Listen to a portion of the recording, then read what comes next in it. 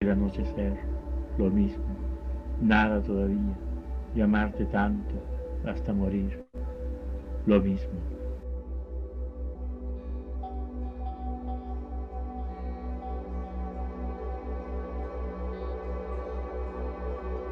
¿Qué tal? Bienvenidos y bienvenidas a todos y todas al Congreso Internacional El Rostro Infinito de Jorge Eduardo Eyelson.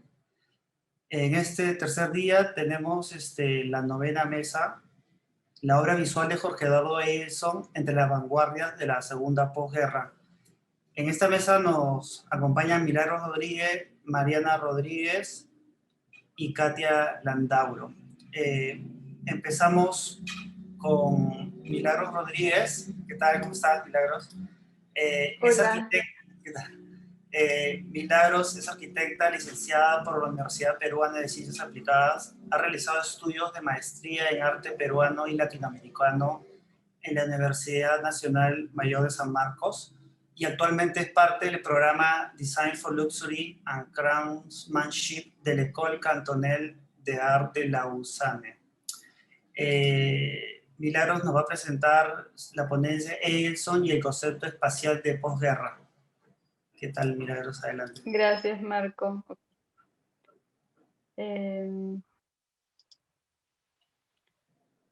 Poner. Bueno, comienzo. Esa ponencia, sin mucho más que decir, contextualiza la presencia de Eyelson en dos movimientos espaciales que surgen en la posguerra europea. Abiertas las fronteras internacionales tras el fin de la Segunda Guerra Mundial, una generación de jóvenes artistas deja el Perú, desplazándose muchos de ellos hacia Europa. Para Jorge Eduardo Eyelson, este fue un viaje determinante. No volvería a establecerse en nuestro país y más bien haría un recorrido por las capitales europeas, que lo llevaría a encontrarse con los movimientos determinantes y las personalidades capitales de su tiempo. Pierre Restany destaca el impacto de lo que llama el nomadismo vital de Eyelson. Para él, Eyelson es uno de aquellos latinoamericanos superdotados, para los cuales la geografía no cuenta. Un artista que ha sabido estar en el lugar preciso cuando era necesario, en el momento justo. De su paso por París, entre 1948 y 1951, destaca el encuentro con los nuevos realistas, años antes de su fundación oficial. En Roma, su acercamiento a personajes como Emilio Villa, Giulio Carlo Orgán, Alberto Burri, Giuseppe Caporosi y Lucio Fontana. En los años 60, su participación en los principales eventos artísticos de la época, como la Bienal de Venecia y Plene un Projecte als Kunst, hito fundacional del arte conceptual. Esta ponencia complementa la visión de Restany al articular el trabajo de Eyelson con dos movimientos plásticos relacionados al espacio, activos en Europa durante el periodo de posguerra. Tanto en París como en Roma, Eyelson se aproximó a una propuesta espacial, liderada en Francia por el Grupo Espacio y en Italia por el Movimiento Espacial. En ambos contextos, la reflexión acerca del espacio tuvo un carácter central, que resultó en la conformación de los grupos mencionados. Ellos promulgaron manifiestos y expusieron piezas donde se adoptaba el espacio como recurso plástico, que debía ser integrado a la obra de arte. Sin embargo, estos movimientos no compartieron una única visión acerca de qué significaba el espacio. Mientras que el espacio de los franceses se centraba en la realidad, en la conformación física y concreta del espacio, en Italia la visión espacial estuvo relacionada a la fantasía, a un imaginario que derivaba del progreso tecnológico y la carrera espacial del periodo de posguerra. La intención de esta ponencia es contextualizar la presencia de Eyelson en ambos espacios europeos, de donde se propone que asimiló conceptos que posteriormente se convertirían en ejes para su propio trabajo. La trayectoria de Eyelson lo enfrenta por Europa, lo enfrenta a un ambiente cultural complejo que, acabado el conflicto, busca rearticular sus circuitos y reactivar sus propuestas. La guerra había obstaculizado o al menos modificado la producción de sus artistas y había detenido la actividad de museos, galerías y ferias, por lo cual el periodo de posguerra dio lugar a un especial desarrollo artístico e intelectual. Durante los primeros años, el medio artístico parisino a donde Eyelson llega en 1948 Debatía entre la corriente figurativa y la abstracta, sin que esta última contara con una expresión homogénea, ya que abarcaba el neoplasticismo, constructivismo, informalismo y abstraccionismo lírico. Tampoco la completa aprobación de la crítica, el mercado o las instituciones. Es así que a mediados de la década del 40 se articula en París un circuito cuyo objetivo es fortalecer la posición de la propuesta abstracta. El espacio central lo construye el Salón de Nuevas Realidades, una asociación de artistas que anualmente exhiben trabajos abstractos encargándose de su promoción y crítica, y donde con el tiempo se perfila la tendencia geométrica, que llevaría a la consolidación del grupo espacio. El Salón fue un lugar privilegiado para el desarrollo y democratización del arte abstracto, así como para la diversificación y la exploración de campos inéditos. Uno de sus aportes más significativos fue la promoción de nuevos medios y formatos artísticos, que inició con la invitación de su secretario general, Félix Del Marle, al Salón de 1949.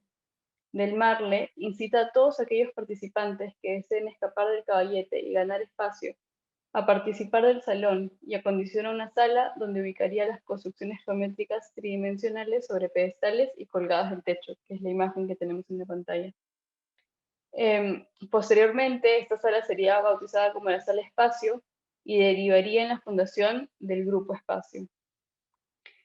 Basado en las premisas del arte concreto y constructivista, el Grupo Espacio en Francia exploró el espacio real y tangible, ordenado por leyes físicas precisas. Un arte convertido en espacial por la penetración sensible y modulada de la luz en la obra. Un arte cuya concepción y ejecución reposan en la simultaneidad de aspectos en las tres dimensiones no sugeridas pero tangibles. Sus expresiones exaltaron el espacio al segmentarlo y juxtaponerlo, mediante construcciones tridimensionales hechas a base de planos y líneas. El medio ideal para la propuesta espacialista fue la escultura. Sin embargo, con frecuencia se trabajaron formatos pictóricos de tres dimensiones.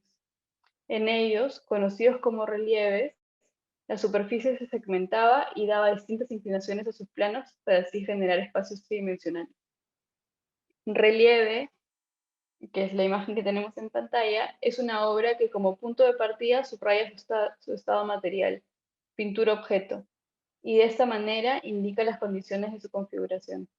No pretende ser una escultura ni dibuja un espacio ilusorio. El espacio que configura es el resultado de la talla de una superficie de madera, del desplazamiento de sus planos y sus formas entrelazadas, de la definición de sus bordes, que variando en altura producen juegos de luz y sombra, y de sus extracciones. Son operaciones materiales sobre la superficie, insertas en el espacio real y tangible. De igual manera, el color que se inserta en la obra se utiliza como acento, para destacar alguna extracción, inclinación o encuentro entre planos, para señalar una operación real, no para significar. Al centrarse en el estado físico y observable del espacio material, los espacialistas franceses se vieron guiados necesariamente a incorporar en la obra todas las propiedades del objeto, y sus formas se volcaron al espacio tridimensional. Asimismo, teniendo la realidad como principio ordenador de la obra plástica, se inaugura un nuevo campo de exploración, donde los fenómenos y las fuerzas del mundo físico, movimiento, gravedad y tensión, entre muchos otros, son los nuevos recursos que modelan sus trabajos, entre los cuales el móvil destaca como una forma potente e innovadora que responde perfectamente a los fundamentos de ambos grupos. La presencia de Eilson en París tiene que ver con esta visión del espacio. En una entrevista con Alfonso de la Torre, el artista declara que durante su paso por París se vio impactado fuertemente por la tendencia geométrica, el constructivismo y el neoplasticismo de Mondrian, y que durante esos años expuso móviles y construcciones de madera de colores. Y aquí vale la pena resaltar el uso de la palabra construcción, que denuncia el carácter tridimensional de la pieza, renovador en su contexto. Eilson había partido de Lima, habiendo entrado en contacto con el movimiento abstracto y una visión de la realidad centrada en los hitos y fenómenos del mundo contemporáneo.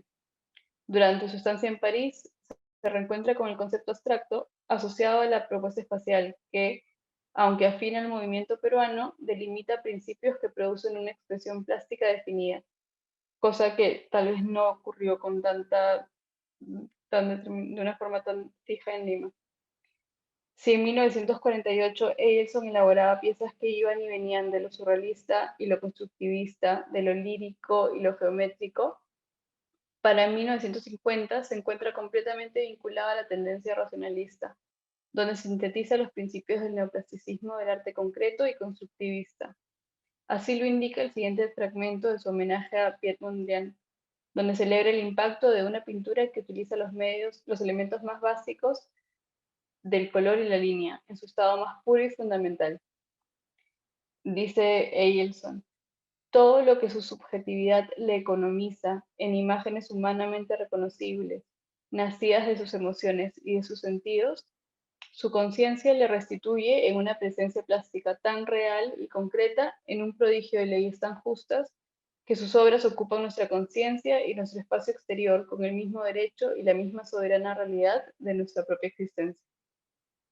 Todo lo que la abstracción retire en cuanto a contenido, a construcciones ilusorias de una realidad inexistente, lo devuelve en lo concreto de sus formas y configuraciones, que se presentan al espectador tal y como son. Uno de los conjuntos de Eielson que mejor responde a los principios de la visión del grupo espacio es tal vez Quipus, iniciado en 1963, 12 años después de que éste abandonara la capital francesa. Estas piezas, aunque construidas posteriormente, integran los principios del arte concreto y del neoclasicismo. Dos aspectos destacan en la relación entre los quipus y las propuestas del espacialismo francés.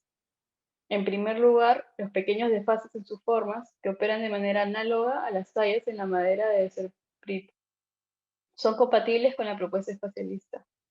Los quipus abandonan por completo la representación de un espacio, de un momento, de una figura, y respaldan en cambio la presentación del objeto inscrito en la realidad, construido en base a sus tres dimensiones. En ellos se manipula la materia físicamente.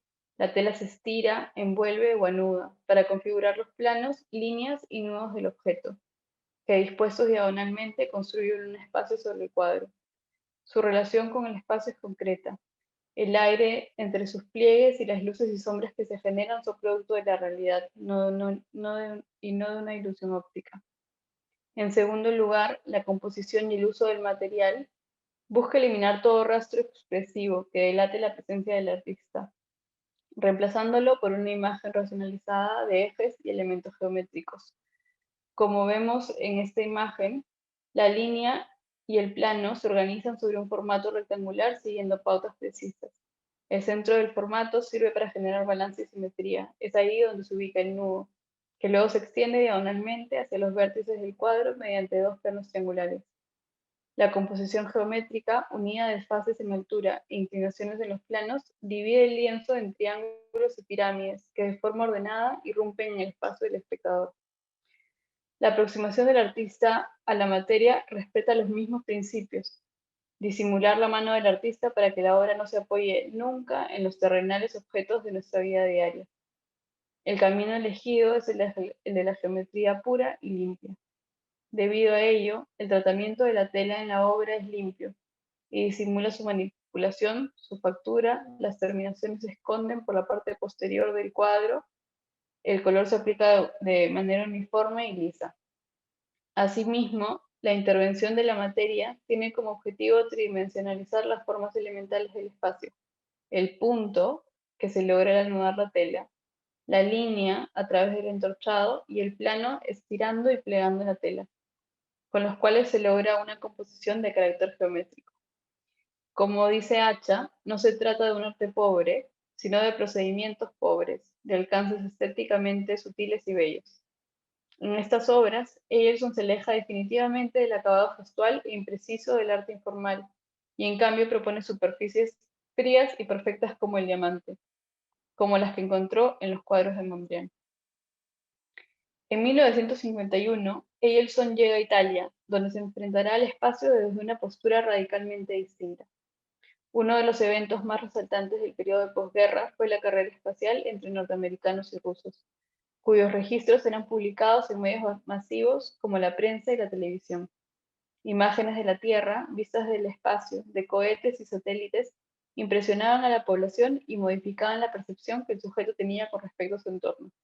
Lucio Fontana, fundador del espacialismo en Italia, Estuvo muy interesado en estas innovaciones científicas, sobre las cuales se restablecía nuestra relación con el espacio. A partir de ello, elabora su propuesta, donde el espacio hace alusión al cosmos, a un ambiente desconocido, y la tecnología es un medio de aproximación que se incorpora a la obra como un recurso plástico innovador y propio de su tiempo. Un ejemplo concreto es el uso de las luces de Wood en sus instalaciones, un tipo de luz fluorescente utilizada específicamente en el trabajo científico.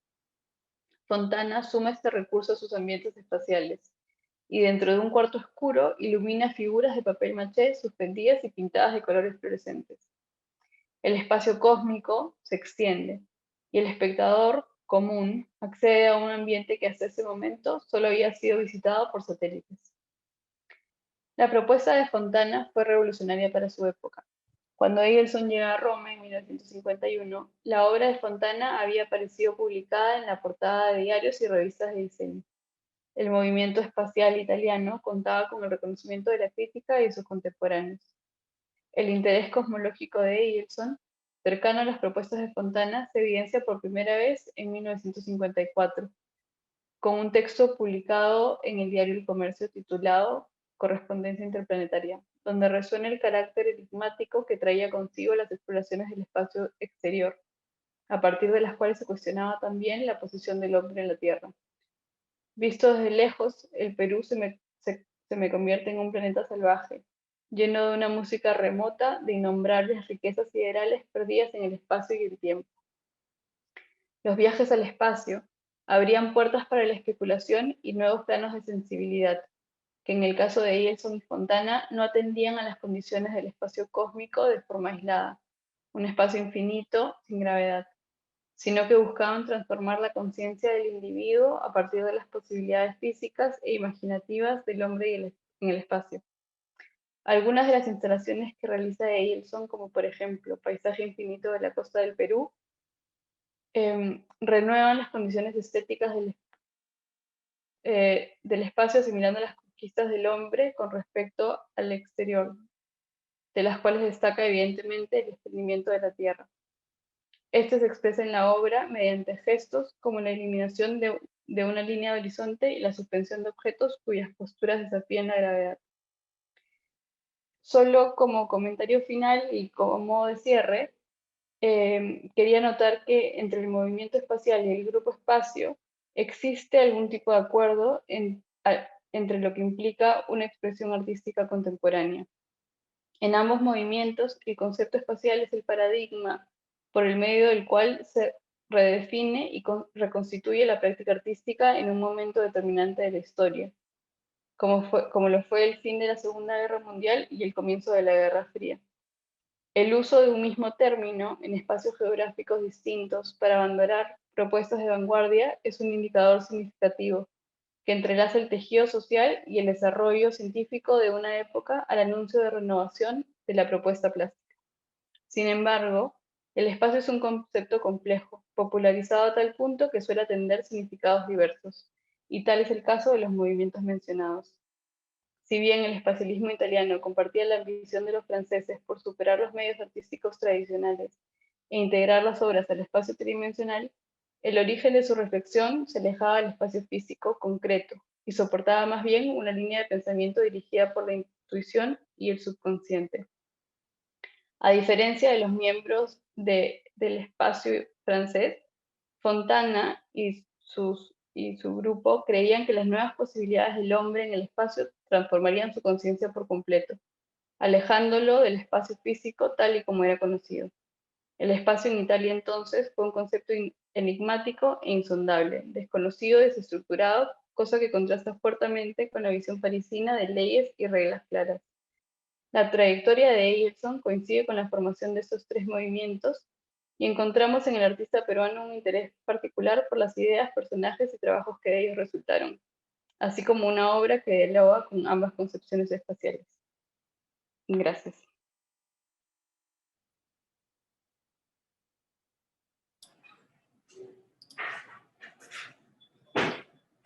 Gracias, Milagros, por tu ponencia.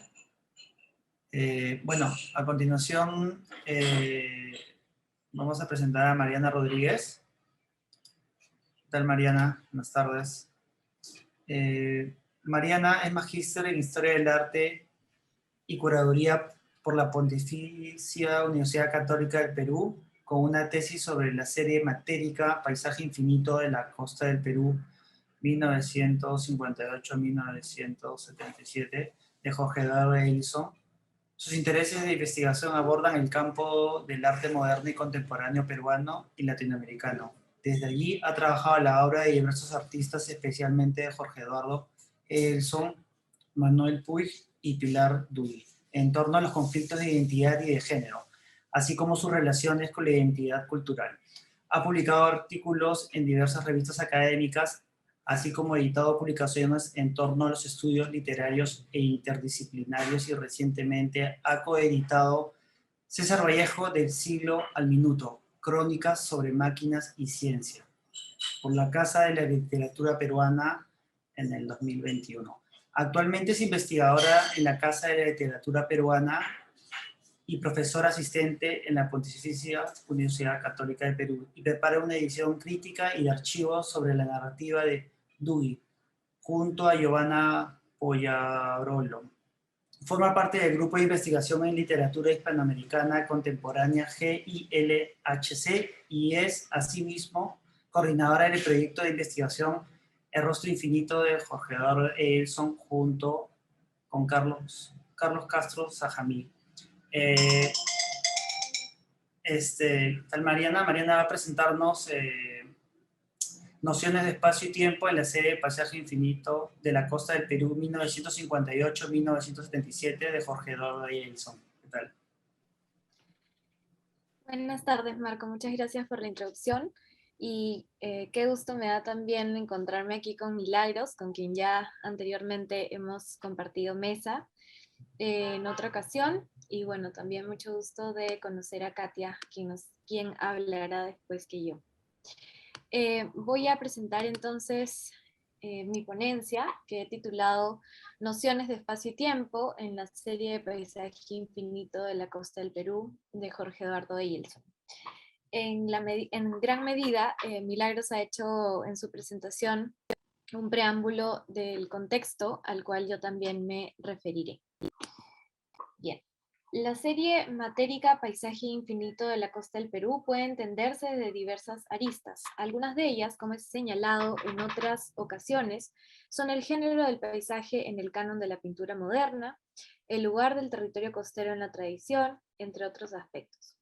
Dentro de esta red de significados, quizá la denominación más enigmática reside en el carácter infinito que se le adjudica desde el título. Debido a que esta dimensión atraviesa su concepción en diferentes medidas, en esta presentación me propongo desentrañar dichos sentidos desde las nociones de espacio y tiempo que este concepto articula en los cuadros de la serie. Por ello, me centraré en reconocer cuáles son los referentes que Eilson toma de las propuestas artísticas de posguerra, que tiene a la mano hacia la década de 1950 y que juegan con las particularidades espaciales y temporales de la obra de arte, en un contexto en donde la carrera espacial ha desplegado un imaginario importante entre la ciencia y las artes plásticas. Desde este punto explicaré cómo es que Eilson articula dichos sentidos para componer su propio universo espacial en la serie, y en ella una mitología temporal en donde él como artista se inserta. Muy bien. Dicho esto, solamente quiero referirme aquí al conjunto de los cuadros de la serie El Paisaje Infinito, que suman un total de 76 y que, como podemos ver, tienen cada uno de ellos distintas particularidades, a pesar de que son reunidos también bajo ciertas otras características que ya explicaré. La primera parte se titula entonces Espacio y tiempo en el paisaje infinito de la costa del Perú. El paisaje infinito de la costa del Perú fue presentado por única vez en Lima en 1977 en la Galería de Arte Enrique Camino Brent. De allí proviene uno de los textos clave para entender su concepción. Denominado bajo el mismo título de la serie, este escrito establece tanto una narrativa verbal como una explicación de su funcionamiento y hasta constituye una guía de lectura.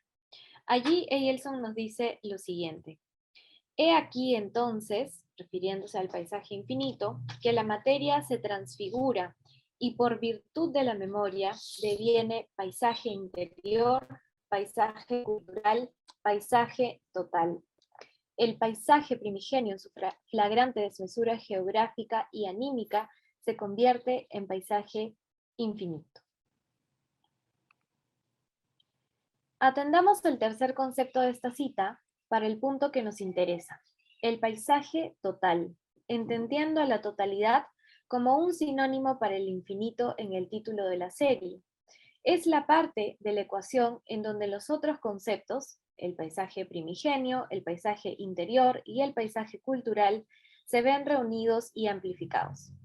Todos ellos conectados desde la memoria del artista que imagina dicho paisaje, son transpuestos a la materia del lienzo. Por otro lado, en el texto, Eielson añade dos conceptos más: la desmesura geográfica, que refiere al territorio y a lo contenido en él, las capas de su tradición, y la desmesura anímica, que implicaría la subjetividad volcada en la serie, que parte de la memoria y la condición de que esta es una exploración, como dice Eielson en este mismo texto, que se prolongará sin cesar como testimonio de su vida.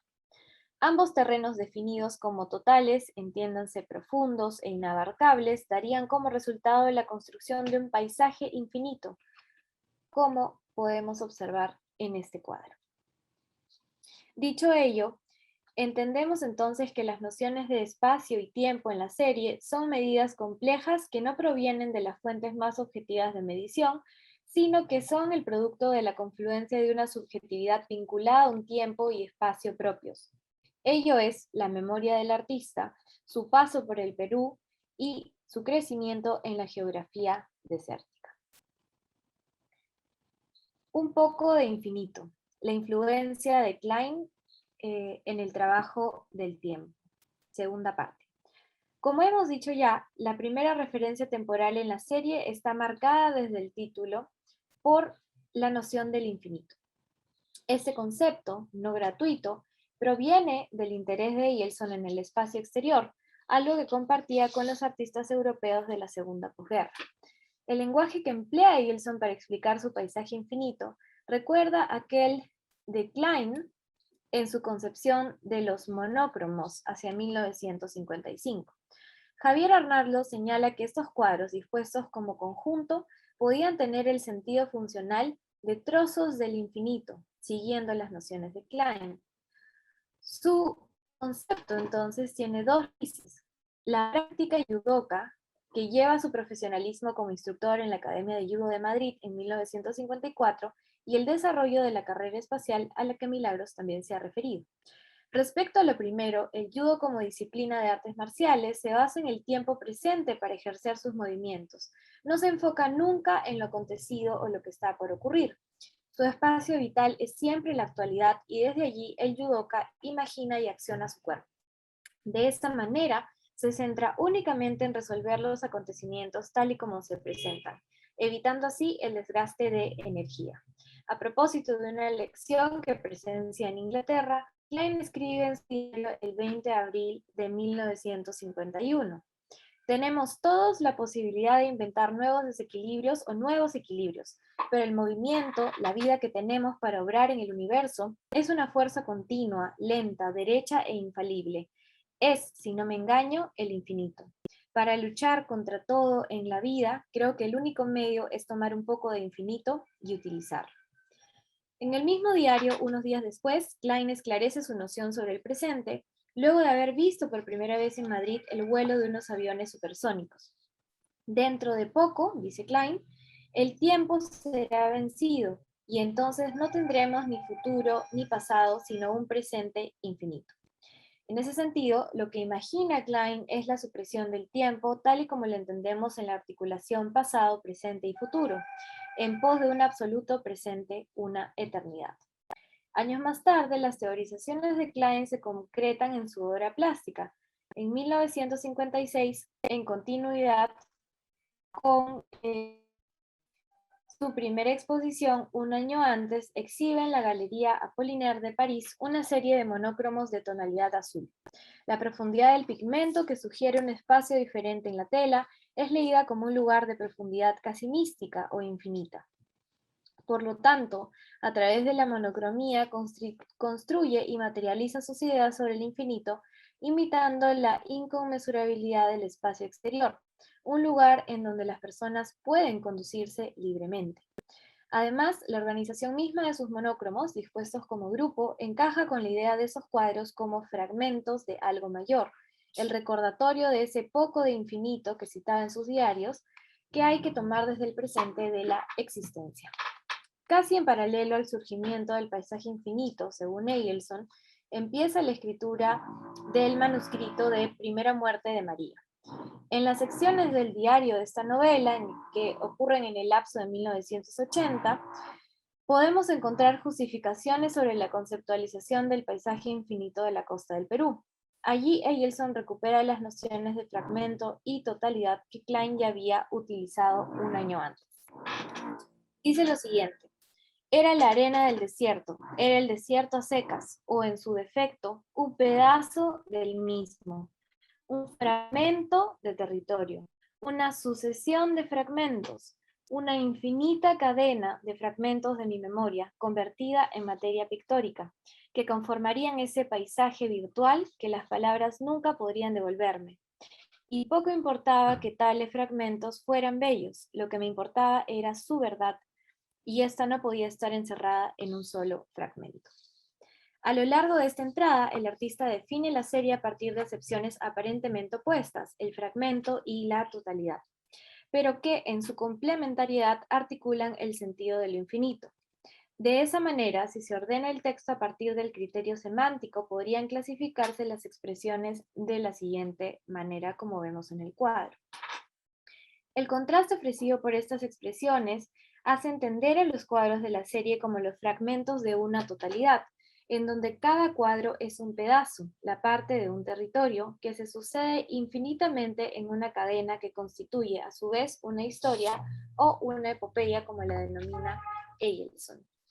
En ese sentido, el oxímoron entre las partes y la totalidad explica la manera en que la serie está organizada y la forma en la que ha sido compuesta en varios niveles. En primer lugar, cada cuadro constituye la parte de un todo, formando así un conjunto. A nivel individual, los materiales introducidos, fragmentos en sí mismos, como la arena, las limaduras de hierro o los restos fósiles, constituyen también, en su particularidad, una totalidad. Bajo estos principios, es evidente que existe una correspondencia con el trabajo conceptual de Klein en sus monócromos, y en general con la noción de lo infinito. Sin embargo, en la serie yelsoniana, ello es pensado para un lugar en particular, la costa peruana, lo que sitúa lo infinito paradójicamente dentro de los límites de un territorio. Como bien apunta Luis Rebazas Oraluz, a diferencia de Klein, no es la Tierra en general lo que se desea presentar, sino en la línea del periférico modernismo contemporáneo nacional, un segmento del paisaje infinito de la costa del Perú, visto o sensiblemente imaginado desde algún punto del espacio exterior. Esto me lleva entonces al tercer momento de esta ponencia. Fontana ha tocado la luna. Cambios en la percepción del espacio. En esta época, el espacio, como noción, se transforma radicalmente. En principio, es del discurso de la exploración espacial y la física nuclear en donde encontramos resonancias. En The Dynamics of Space in Postwar Art, el grupo Space y Arte Spaziale, Stephen Peterson arguye que esta noción es un principio articulador para los grupos de vanguardia de la segunda posguerra, especialmente en Italia. Como concepto, el espacio es un interés que surge con la fundación de la escuela de la Bauhaus desde 1919 en adelante. Sus principios, basados en el constructivismo y la síntesis, apelaban a un tipo de construcción arquitectónica simple y funcional en el espacio. Estos ideales calzaban con el propósito de la arquitectura moderna que, desde la escuela, tanto artistas como arquitectos querían implantar. Hacia los años 30, dicha noción se había amplificado tanto que definirla suponía una gran dificultad. Para ilustrar esta dimensión, el teórico y fotógrafo Laszlo Moholy-Nagy elaboró una lista de 44 diferentes tipos de espacio, entre los que distinguía interior, exterior, finito, infinito, ilimitado, universal entre otros.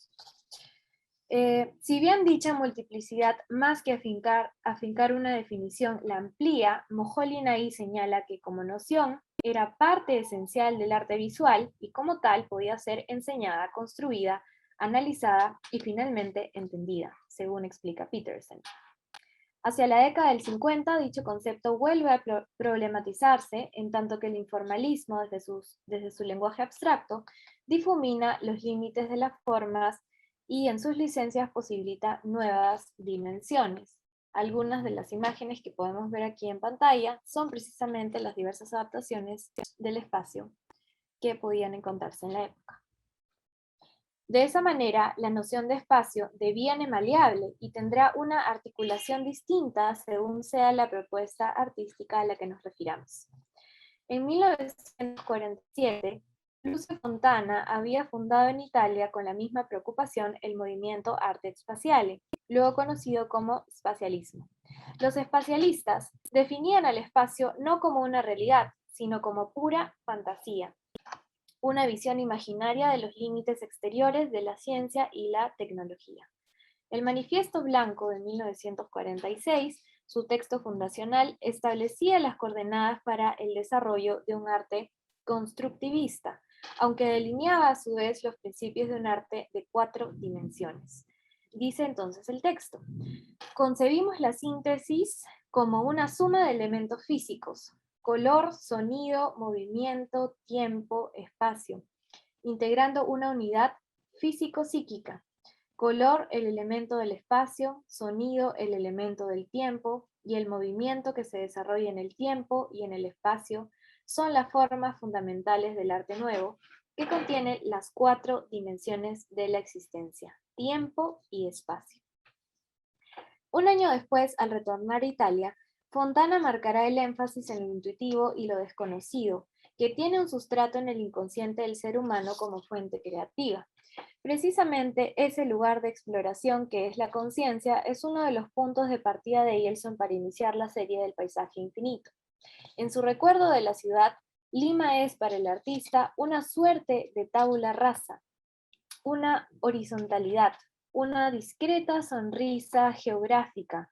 El mar que lame sus flancos han hecho de la anémica Lima una suerte de limbo. Siendo así, Lima desde la memoria no sería sino un lienzo de proyección en donde se despliega el potencial creativo, lo que es logrado a partir de una técnica matérica y de un programa conceptual relacionado con el infinito y la identidad.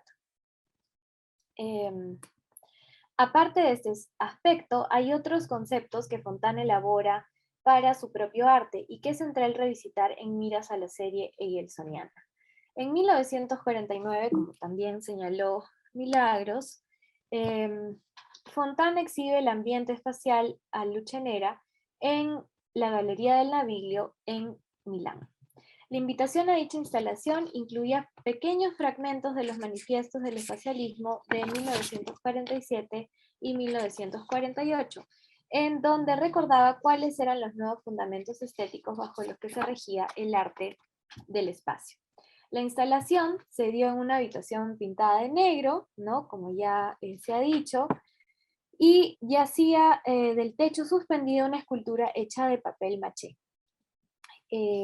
Toda esta parafernalia es parte de un arte en ciernes en donde los puntos de vista espaciales se ven socavados, ¿no? Como podemos ver. Considerando que el espacialismo se interesa por el gesto aéreo y siguiendo las tecnologías de su época, el ambiente espacial juega con la visión del espectador, haciendo que éste pueda acceder a dimensiones no tradicionales del objeto de arte. Ese cambio en su mirada invita a reflexionar desde la propuesta artística sobre las cuestiones profundas del universo celeste, el espacio y el posicionamiento del ser humano dentro de él. Ello se convertirá en una constante de su obra y es también en buena cuenta aquello que Yeltsin recoge para su propuesta del paisaje infinito. Para comprender estas implicancias, los dibujos del manuscrito para el manifiesto técnico del espacialismo de 1951 son fundamentales. Los puntos de vista propuestos por Fontana son esbozados en la primera página, que estamos viendo aquí en pantalla. En el párrafo superior, Fontana deja en claro su voluntad de conquistar el espacio desde la revolución en la teoría de las dimensiones y las proporciones matemáticas. Asimismo, el dibujo en la parte inferior, izquierda, propone los puntos de vista de acuerdo a los horizontes del espacio, en donde habría tres perspectivas visuales representadas en los triángulos superiores: terrestre, espacial y nuclear, ¿no? Las que estamos viendo hacia aquí. La segunda es precisamente aquella que trabajará con mayor énfasis y es la que detenta el ambiente espacial.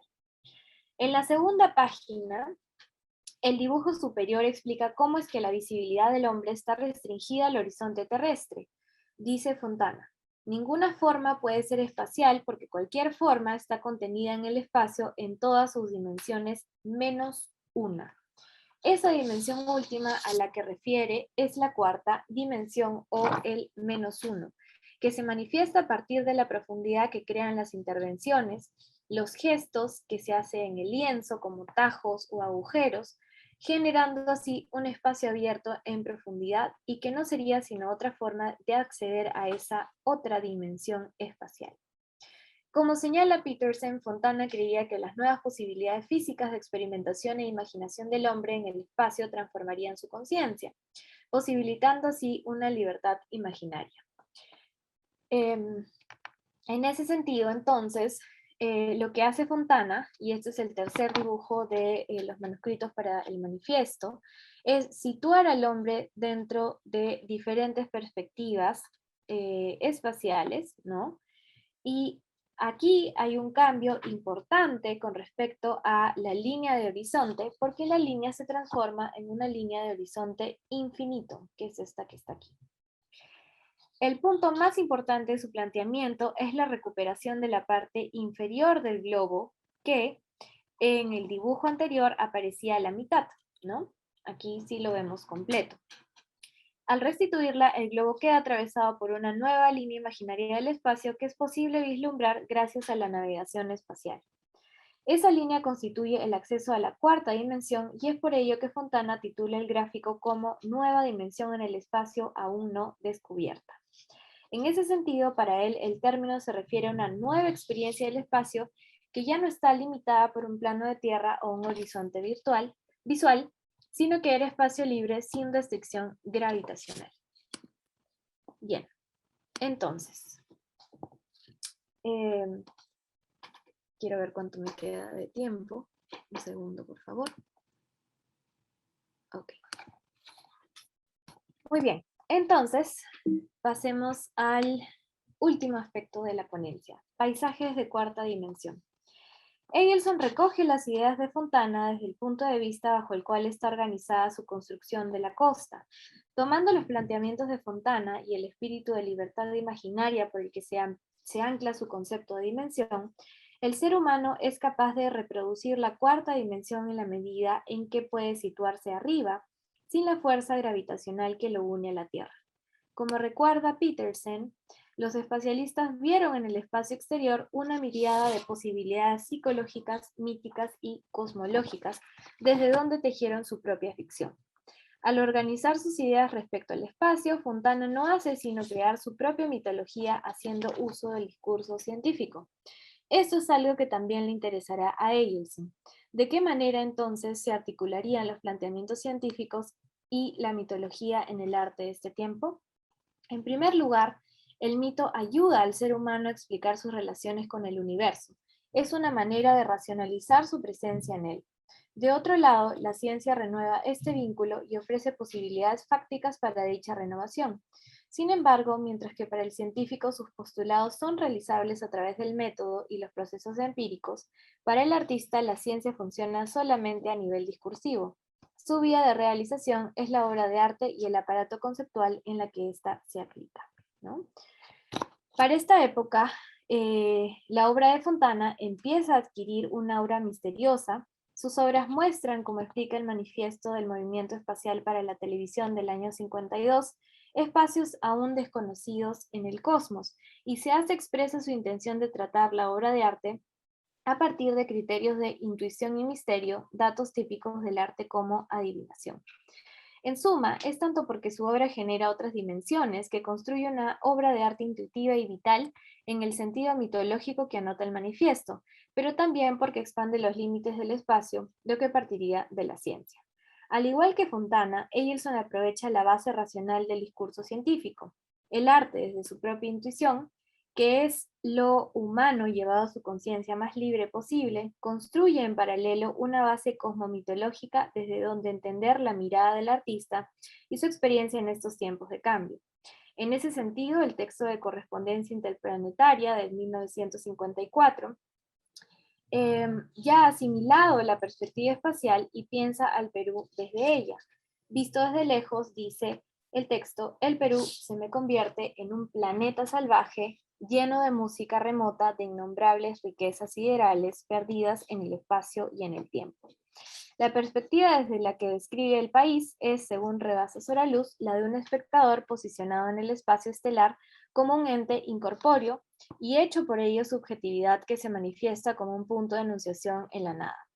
La mirada que aplica Eilson al Perú desde la serie es aquella que emplea Fontana desde la cuarta dimensión y es la que ya ensayaba Klein a mediados de los 50.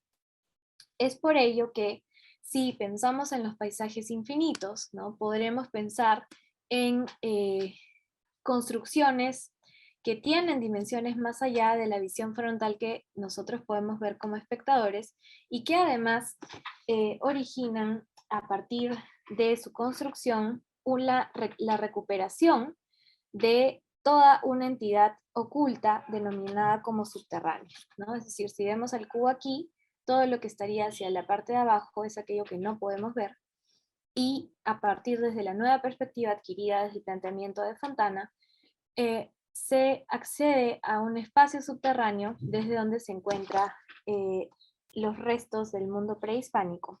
Y ya con esto cierro, Marco, no me mates. Digo lo siguiente, entonces, para cerrar. Fontana se sitúa en la posición de un cosmonauta y mira el globo terráqueo desde arriba, pero Eilson trasciende su discurso y extrapola esa perspectiva hacia una mirada cultural. Lo que es más, no solo mira al Perú como un planeta esférico, sino que su perspectiva en paisaje infinito de la costa del Perú atraviesa el globo y recupera los vestigios del mundo subterráneo en donde yacen los restos ocultos de las civilizaciones prehispánicas. Es por ello que hablamos de un paisaje de cuarta dimensión, en tanto los límites del espacio son percibidos desde una perspectiva espacial y desde ejes de profundidad que en el caso de Eilson recuperan la dimensión de su pasado cultural. Tomando estos puntos como referencia, podría graficarse de la siguiente manera, que estamos viendo en la pantalla, el punto de vista de la serie eilsoniana a partir del esquema de Fontana. Eilson opera desde un gesto histórico-cultural cuyo camino ha sido trazado a través de la memoria con relación a un lugar estimado como paisaje. Una memoria que, si bien parte de su propia subjetividad, se sostiene también desde su cultura y las ficciones que crea para acercarse a ella en un mundo completamente modernizado. Muchas gracias. Muchas gracias, Mariana, por tu ponencia. Ahora quería invitar a Katia Landauro. Buenas tardes. Katia Landauro es artista visual, egresada de la Escuela Nacional de Bellas Artes en 1988, con estudios de maestría y doctorado en Historia de Arte Peruano y Latinoamericano de la Universidad Nacional Mayor de San Marcos. Ha realizado 2 exposiciones individuales. Su obra forma parte de colecciones y pinacotecas importantes, privadas y públicas en el Perú y en el extranjero. Su nombre figura en el libro de la Pinacoteca de la Colección Permanente del Banco Central de Reserva del Perú y en el Diccionario de Artistas Plásticos en el Perú de Gabriela Lavarello de Beleauchaga. Buenas tardes, Katia, ¿cómo estás?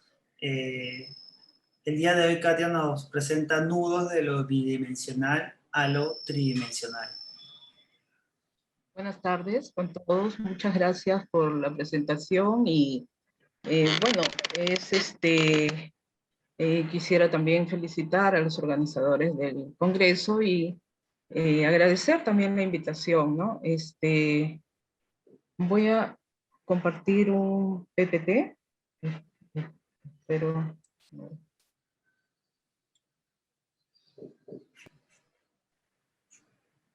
Bien, la ponencia que voy a compartir con ustedes, en realidad no pretende ser algo absoluto, ni tampoco es solamente un punto de vista, ¿no?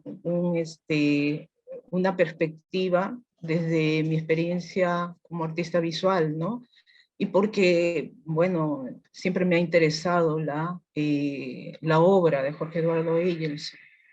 El primer contacto que tuve con la obra de Jorge Eduardo Eygelson fue a los 13 años, cuando vi en un artículo de periódico un verso de él, ¿no? Luego, posteriormente, me enteré que era artista visual. Esta ponencia tiene un objetivo, ¿no? El objetivo es dar a conocer, o sea, una interpretación, ¿no? De lo que va de la obra bidimensional a lo tridimensional de Eygelson, ¿no? Y en ese aspecto es lo que me quiero centrar. Bueno, Jorge Eduardo Eygelson, hablar de él es hablar de un artista total, un artista multidisciplinario, completo, ¿no? Que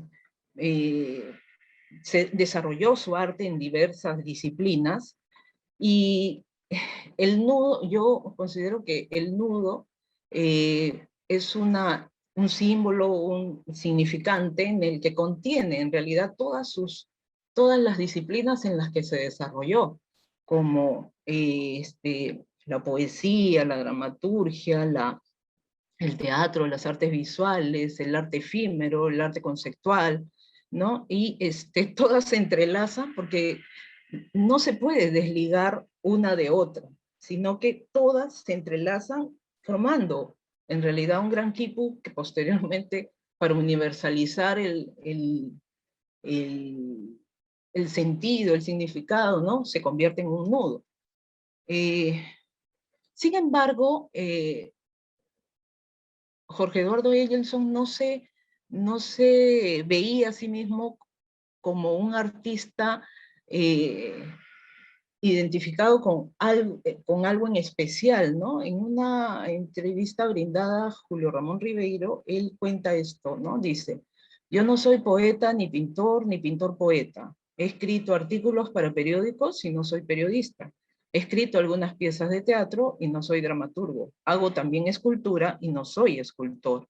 He escrito cuentos y no soy cuentista. Una novela y media y no soy novelista. Compuse una misa solemne a Marilyn Monroe y últimamente preparo un concierto y no soy músico.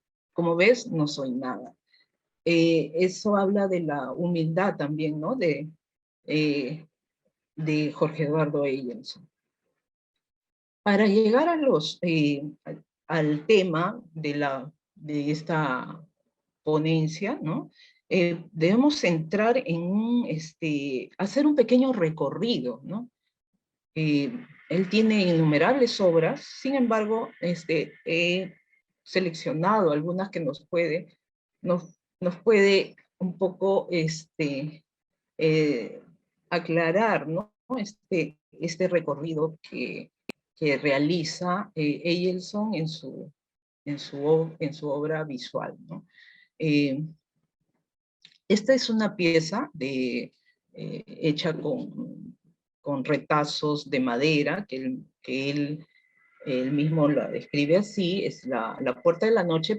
Esta pieza perteneció a una exposición que él hizo, una bipersonal, junto con Fernando de Cislo.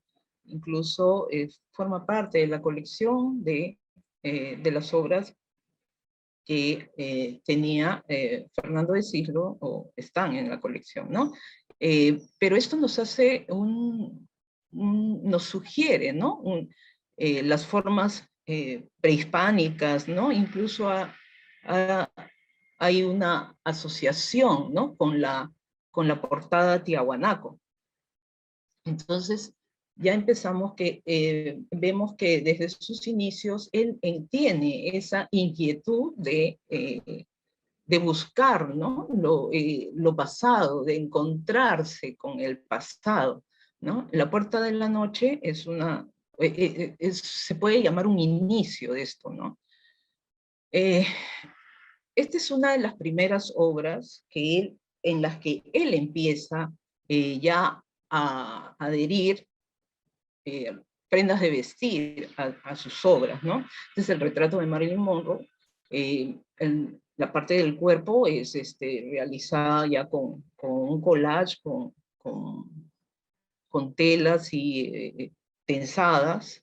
Él empieza a experimentar toda esta gama en realidad, de texturas, diferentes telas, con arena. Entonces empieza a crear una serie de exploraciones, ¿no? Y experimentaciones con respecto a lo que puede producir el collage, ¿no? sobre los soportes, ¿no? Las texturas y los volúmenes que se pueden crear. Sin embargo, él realiza este retrato en homenaje a Marilyn Monroe mucho antes que la obra conocida de Andy Warhol, que es universalmente conocida, ¿no? Desde el pop art. Entonces, vemos también que Eielson es un visionario, ¿no? Un hombre talentosísimo, multidisciplinario y visionario también a su época, ¿no? Esta es prendas de vestir, pero dentro de una composición que se puede llamar simple, ¿no? Donde hay espacios muy amplios, ¿no? Que se pueden interpretar como silencios, ¿no? Está la arena. Esto nos evoca un paisaje, ¿no? Con arena. En esta época, él ya vive en Europa y trabaja este tipo de experimentaciones, ¿no? Pegando telas rasgadas, anudadas, quemadas, tensadas, ¿no? De todas formas plasmadas sobre el soporte, ¿no? Pero tenemos que tomar en cuenta que en esta época también estaba en Europa otros artistas europeos que también estaban realizando estas experimentaciones. Estaba Alberto Burri y Piero Manzoni también, ¿no? Otro de los que trabajaban incluso con excrementos, ¿no? En el caso de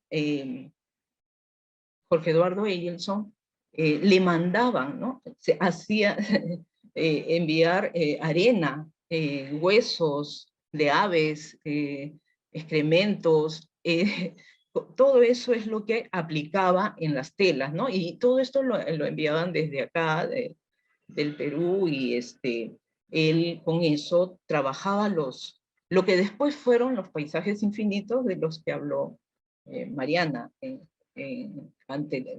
me antecedió. Aquí vemos blue jeans, ¿no? Pegados, pero encontramos que dentro de las composiciones de Eielson, hay composiciones triangulares, ¿no? El triángulo es una forma geométrica reiterativa, ¿no? Vamos a encontrar el triángulo y el círculo, ¿no? Que son en realidad composiciones que se realizaban mucho en el Renacimiento. Y ese es un aspecto también importante que podemos encontrar en la obra de Eielson, como el respeto y la admiración que tenía por el Renacimiento, ¿no? Utilizaba, ¿no? Las formas estas geométricas y el triángulo y el soporte redondo que en el Renacimiento le llamaban tondos, ¿no? Aquí vemos las camisas, sobre un soporte muy parecido a la tonalidad de la camisa, o sea, porque en estas composiciones pueden ser, son uniformes, son monócromas, ¿no? Para después entrar en coloridos, ¿no? En composiciones ya más compuestas de policromías, ¿no?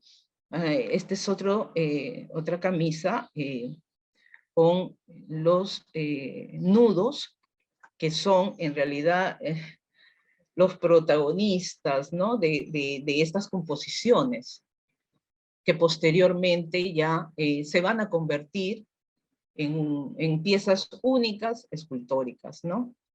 Aquí yo quiero hacer como una acotación, ¿no? Jorge Eduardo Eigelson tenía aparentemente una forma de trabajo, de experimentación, en la que entraba, experimentaba, dejaba descansar, y luego podría hacer otra de las múltiples disciplinas que él trabajaba, ¿no? Y de las que él desarrollaba, y después regresaba entraba entre la plástica y de repente lo poético, ¿no? Entonces utilizaba, y dentro de de esta serie de ensamblajes, me parece que ahí se abren, ¿no? Dos brechas. Una es dirigida hacia los paisajes, ¿no? Y la otra es hacia los nudos, ¿no? Pero parte en cierta manera de esta forma de expresión, ¿no? Aquí ya vemos las composiciones, ya propiamente como quipus, ¿no? Dentro de formatos rectangulares, formatos cuadrados, pero siempre teniendo como estas tensiones, ¿no? Dividiendo el plano compositivo, ¿no? En triángulos, ¿no? En triángulos, más que todo jugaba con justamente las formas triangulares dentro de los espacios, ¿no? Por ejemplo, todas estas obras que estoy mostrando están puestas en orden cronológico, ¿no? Porque esa me parece que era una manera importante de saber qué hizo después, qué hizo antes, ¿no? Y poder interpretar, ¿no? La obra de Eigelson. Estos altorrelieves, como esta cuerda o estas tensiones, donde vemos los nudos, que son quipus en este caso, porque el quipu es un nudo que pende de una cuerda, luego hay otro nudo, ¿no? Es así como se sabe que eran los nudos, que era un sistema contable, ¿no? Pero Eigelson interpreta estos nudos, pero a la vez, dentro de las composiciones, él pone estas sombras, ¿no? Que se reflejan, que se proyectan en el fondo, pueden ser consideradas como parte de la composición. Si bien es cierto, no están pintadas por él, porque es la proyección que ejerce la cuerda o la tela tensada, se puede considerar como parte, como una tonalidad más dentro de la obra, ¿no? Esto se repite en esta, miren, acá tenemos la composición de triángulos y la proyección que hay en el soporte esta proyección que ejerce la sombra, ¿no? Que podría ser considerada como una tonalidad más, como una forma más dentro del, y que es también que se diferencia a medida que el espectador se vaya poniendo en diferentes puntos, ¿no? De la obra. Acá tenemos otra, la división del formato, ¿no? Y las tensiones. Este se llama progresión en gris, también porque tomaba en cuenta también la tonalidad que ejerce el juntar las telas y luego abrirse, ¿no? Entonces genera también una diferencia de tonalidades. Esta es otra representación, otra escultura, es una pirámide de trapos que nos remonta también al pasado, ¿no? Como especie de fardos funerarios, ¿no? Pero de una manera moderna, vanguardista, ¿no? Y que está también dentro de la composición triangular de la que les comenté al comienzo, ¿no? Nuevamente vemos otra composición dividiendo el plano en triángulos, pero trabajando, ¿no? Con los colores planos, colores primarios, ¿no? Y colores, pero que a pesar de la austeridad de la gama de colores que él trabaja, nos remonta, nos hace ver un tipo de composición moderna, ¿no? Esta obra también, Tornillo, en la que divide también, a pesar de que las composiciones pueden ser reiterativas, cada obra de Eyelson tiene variantes, ¿no? De repente, a simple vista, podemos decir como que es la misma composición, pero cada nudo, cada trabajo, cada proyección de la luz, la sombra, está definiendo una composición diferente.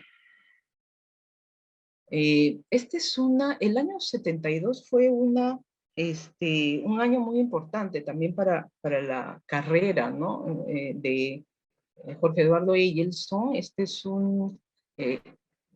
una performance, una instalación que hizo con Michele Mulas, ¿no? En la Bienal de Venecia. En realidad fue un año importante, porque también fue el año en que él iba a hacer ese gran nudo de las banderas para las Olimpiadas, que se vio truncada por atentados terroristas, ¿no? Eso fue en Múnich. Pero siempre ha tenido la idea, ¿no? La audacia de trabajar algo que en ese momento se vería como algo, una locura quizás, ¿no? Pero es un hombre extraordinario, ¿no?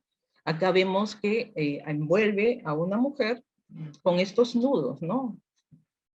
Haciendo una especie de fardo funerario también, ¿no? Pero aquí vemos que está trabajada, acá ya está envuelta la mujer, y ha utilizado, ¿no? Las tensiones, las cuerdas para complementar esta instalación, ¿no? Era El cuerpo de Julián, ¿no? Que es la novela que él escribió, ¿no? También hizo una referencia a las redes, ¿no? No hay que olvidar que la metáfora de la red, al igual que la del nudo, y evidentemente no hay red sin nudo, es también la metáfora de la existencia, desde la cadena de nudos en forma de espiral que constituye el ADN primordial de la vida, hasta el insondable paquete de nervios y neuronas. O sea, él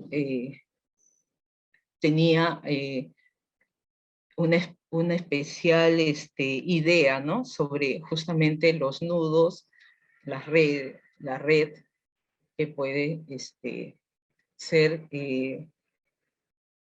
una metáfora de la vida, en realidad, ¿no? En este nudo ya es completamente salido del soporte, ¿no? En realidad podemos pensar que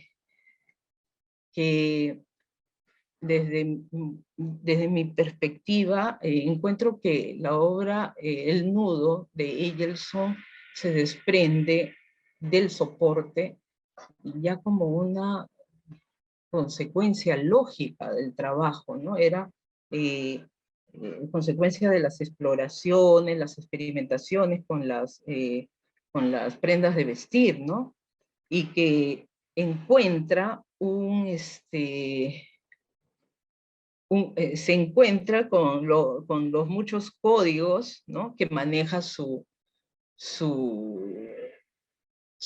trabajo, la pintura, la tela, los objetos, la poesía. Entonces todo eso se puede, que se desenvuelve en la obra de Egelson en las dos áreas, ¿no? que él desarrolla su obra, que es lo material y lo metafísico, ¿no?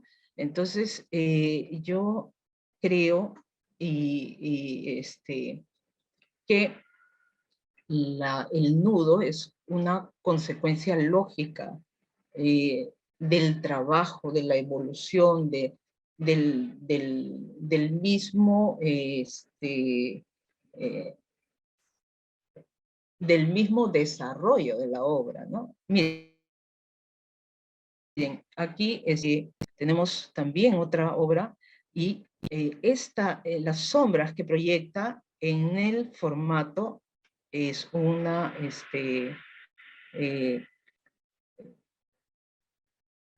tonalidad más para la composición, ¿no? Aquí vemos ya el nudo con varias formas, varios colores, varias telas. Ya. Ahorita para apurarme, este autorretrato, que también vuelve a ser plano, ¿no?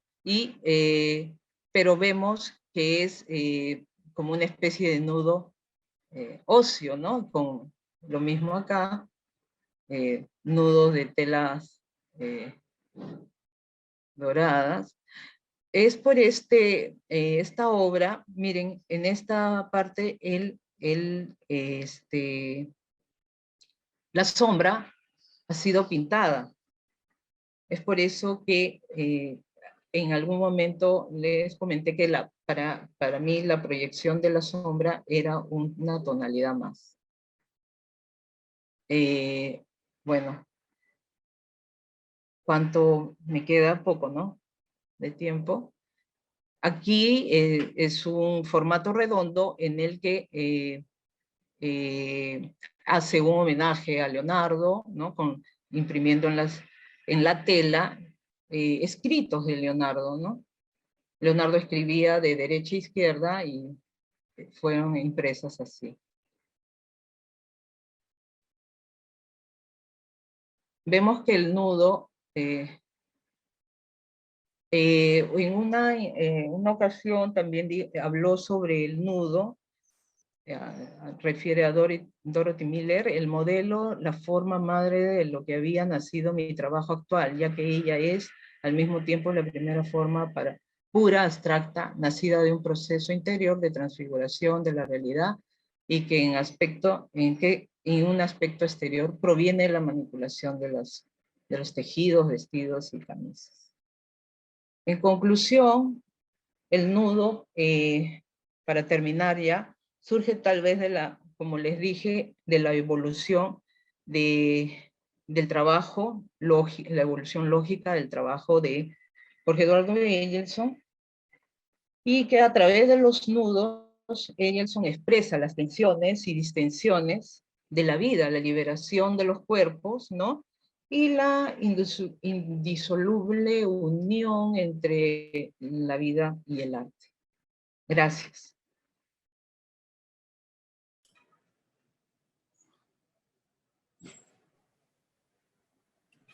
Muchas gracias, Katia. Muchas gracias, Katia, por tu ponencia. Gracias a Milagros, Mariana, también, por sus ponencias. Ahora vamos a abrir un poco los micros y algunas preguntas del público. Bueno, hay una pregunta que es para Milagros, pero me parece que ya no se encuentra. Pero a ver si Mariana o Katia lo pueden trabajar. Es de George, claro. Según entiendo, los quipus pretenden ser trabajos inexpresivos, geométricos, sin la mano personal del artista. Sin embargo, ¿no sería el nudo por su forma, fuerza y ubicación en la pieza precisamente la parte expresiva y la huella del creador? Marco, ¿podrías repetir la primera parte, por favor? Según entiendo, menciona George, los quipus pretenden ser trabajos inexpresivos, geométricos, sin la mano personal del artista. Sin embargo, no sería el nudo en sí, por su forma, fuerza y ubicación en la pieza, precisamente la parte expresiva y la huella del creador. Bueno, a ver, comienzo yo para responderla. En todo caso, creo que tanto quipus como nudos son dos obras de arte que pretenden manifestar definitivamente el gesto, ¿no? Eso es algo que va a recorrer en realidad toda la obra yelsoniana, es decir, podemos hablar de diferentes formas de gestos.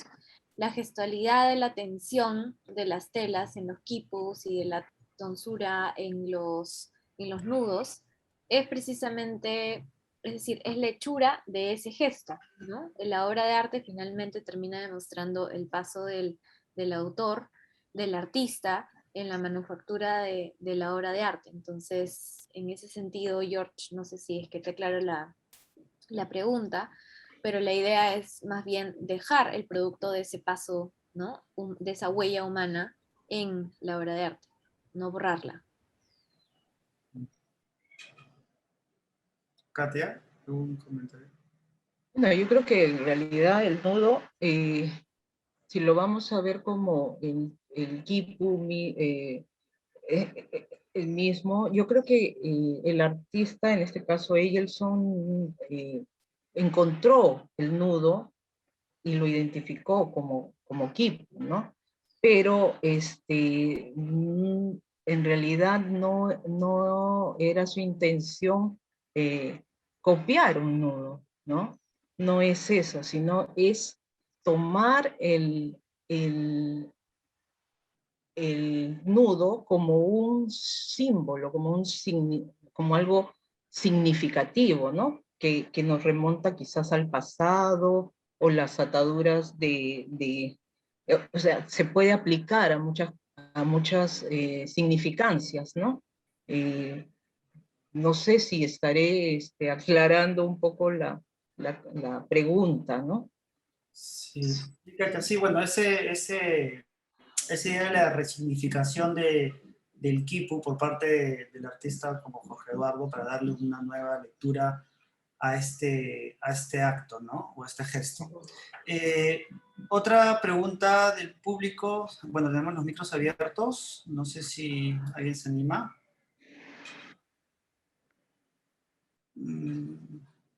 Bueno.